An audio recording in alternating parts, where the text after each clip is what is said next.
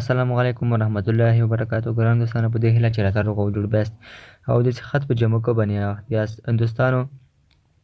یو ځل بیا تاسو سره د یارانو څخه مرګله شوی یم. دوستانو ما تاسو ته خوندوره ویډیو تیاره کړې ده په دې هیله چې د خوښۍ وړ به مو وګرځي.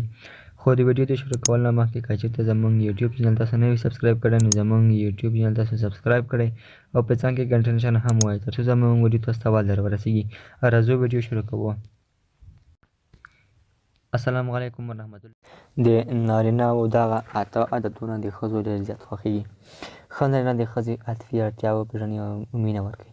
دا ورته مهمه نه ده چې د واده یې څومره کلونه کېږي بلکې خپله مېرمن په غېږ کې کېناسي او غولوي.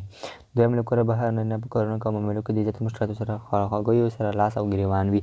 مګر یو ښه خاوند د خپلو ستونزو په اړه له کوره بیرون ږدي او بیا کور ته ننوځي. مینه ناک خاوند تل د خپلې مېرمنې د کارونو ستاینه کوي او هغې ته ښه احساس ورکوي. دغه شان د خپلې مېرمنې له کوچنیو کارونو هم مننه کوي. په دې اساس یې مېرمن له هڅه کوي چې د ژوند په چارو کې تکړه اوسي ځکه مېرمن یې پوهېږي چې کړنې یې مقابل د قدر دي.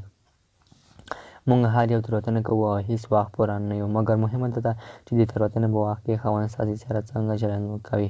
ښه خاوند د دې پر ځای چې خپله مېرمن تحقیر کړي او ملاتړ کوي او ډاډ ورکوي.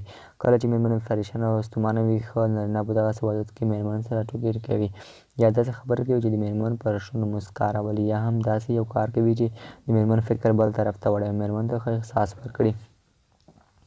خاوند ته اړینه ده چې تر بل هر کس زیاته خپله مېرمن وپېژني او د هغې په خوی او ذوق ځان خبر کړي د هغې په میل مطابق چلند وکړي.